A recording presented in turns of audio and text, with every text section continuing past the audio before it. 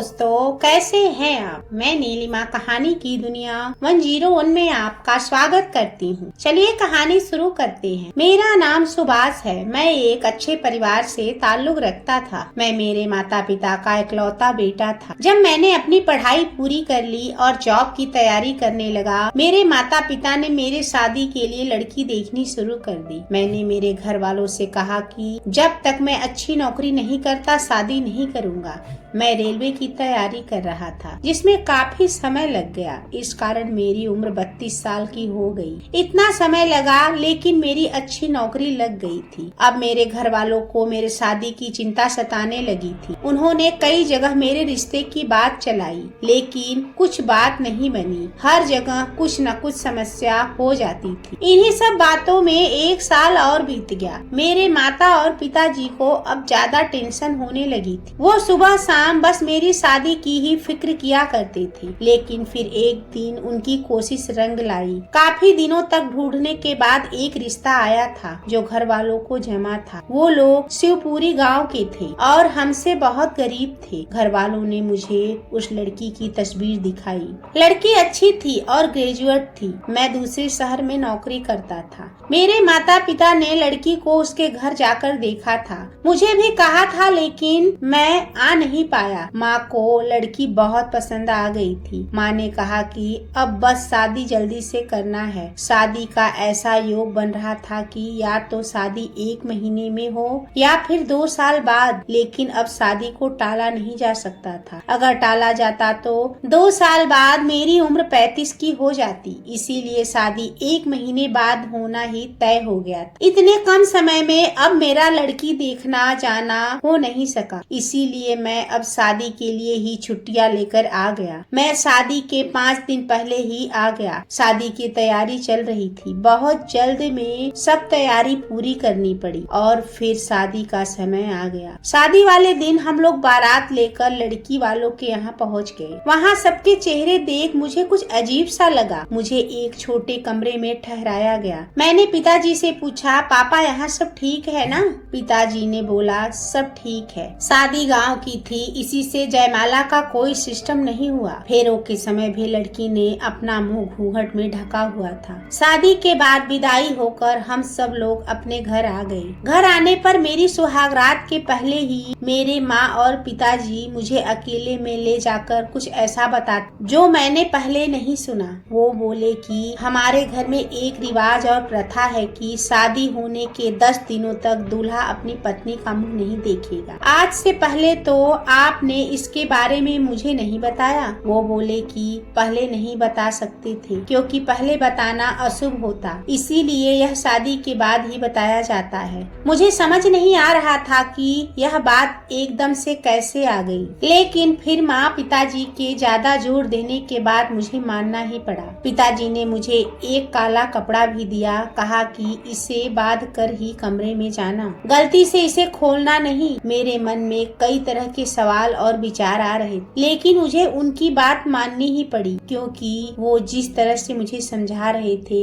मुझे उनकी आंखों में थोड़ा डर भी लगा। इसलिए मैंने उनकी बात मान ली। काला कपड़ा लेकर अपने कमरे में गया, दरवाजा बंद किया और मेरी पत्नी सेज पर मुंह ढके पहले से ही बैठी थी। मैंने अभी काला कपड़ा अपनी आंख पर नहीं बांधा था। मैं उसके पास गया तो सबसे पहले तो उसने कहा, वो था, आपको मम्मी पापा ने सब समझा दिया है ना?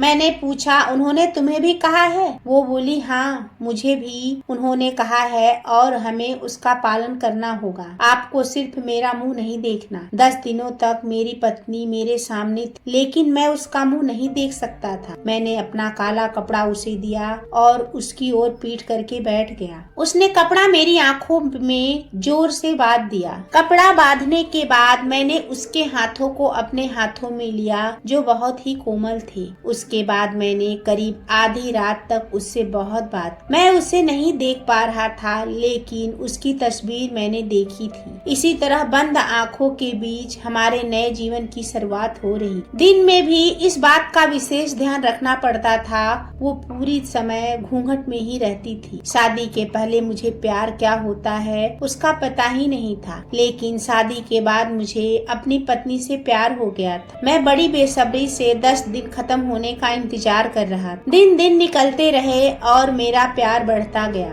आखिर 10 दिन हो गए। मैंने अपनी माँ और पिताजी से कहा कि आज 10 दिन पूरे हो गए हैं, कुछ पूजा या दूसरा उपाय तो नहीं करना। उन दोनों के चेहरे पर एक अजीब सी घबराहट थी। मुझे समझ नहीं आया कि क्यों।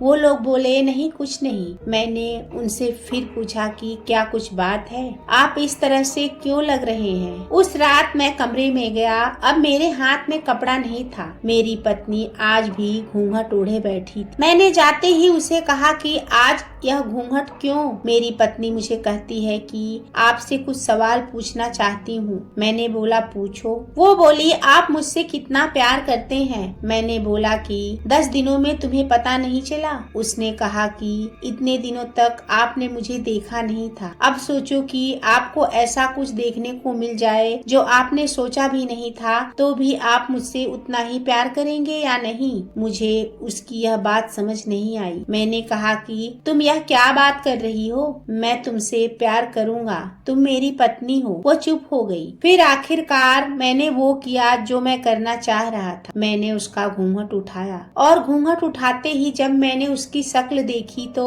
मुझे यकीन नहीं हुआ यह वह लड़की नहीं थी जिसकी मुझे तस्वीर दिखाई गई। यह तो कोई और ही लड़की थी। मैंने उससे पूछा कौन हो तुम। वो बोली मेरी आवाज तो आप जानते हैं, मैं वही हूँ, आपकी पत्नी। मैंने आवाज लगाकर अपने माँ और पिताजी को बुलाया। मेरी आवाज सुनकर वो कमरे में आए। मैंने बोला अच्छा तो यह सब नाटक आपने इसलिए किया। यह लड़की कौन है। आपने मुझे तस्वीर तो किसी और की दिखाई थी। उसके चेहरे पर घबराहट थी। मेरी माँ बोली बेटा हम इसी बात से डर रहे थे, बड़ी मुश्किल से हमने तेरे लिए रिश्ता ढूंढा। वो लड़की इसकी बड़ी बहन थी। शादी के 2 दिन पहले वो घर से चली गई। वो तुझसे शादी नहीं करना चाहती। यह लोग फिर शादी से मना करने लगे, लेकिन हमने इसके पिता पर दबाव डाला था, धमकाया था, पहचान बताई तो उन्होंने दबाव से उसकी 2 साल छोटी बहन से तेरी शादी करवा दी। हम तुझे बताते तो तू हमें ऐसा नहीं करने देता। सच जानकर तू कभी शादी नहीं करता, इसीलिए तुझसे छिपाया।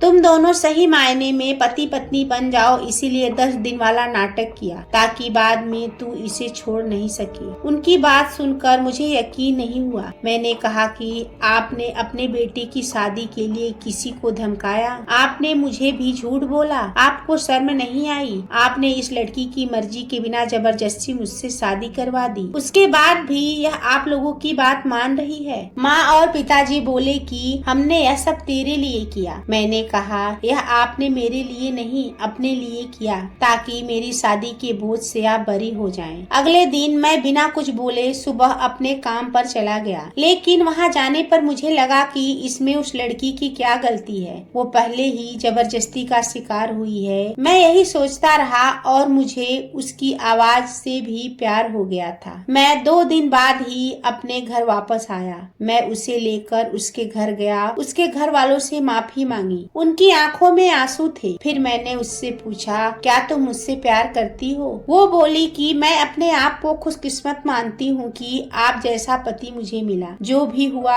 वो हम दोनों को मिलाने के लिए ही हुआ था। मैं आपके लिए और आप मेरे लिए ही बने थे, तभी हम दोनों का रिश्ता जुड़ा। उसकी इन्हीं बातों पर मैं उसे और ज्यादा प्यार करने लगा। अब मेरा फर्ज है कि मैं उसे दुनिया भर की खुशियाँ दूं। फिर मैंने उसके माथे पर अपने प्यार का मुहर लगाते हुए उसे अपनी बाहों में भर ली। दोस्तों कहानी कैसी लगी? अगर अच्छी लगी तो प्लीज एक लाइक, कमेंट और चैनल को सब्सक्राइब करें। आपका एक लाइक सब्सक्राइब मुझे आगे और कहानी लिखने को प्रोत्साहित करता है। और हाँ, बेल आइकन को दबा दें जिससे सारी नई कहानियाँ आप तक पहुँचती रहें। धन्यवाद।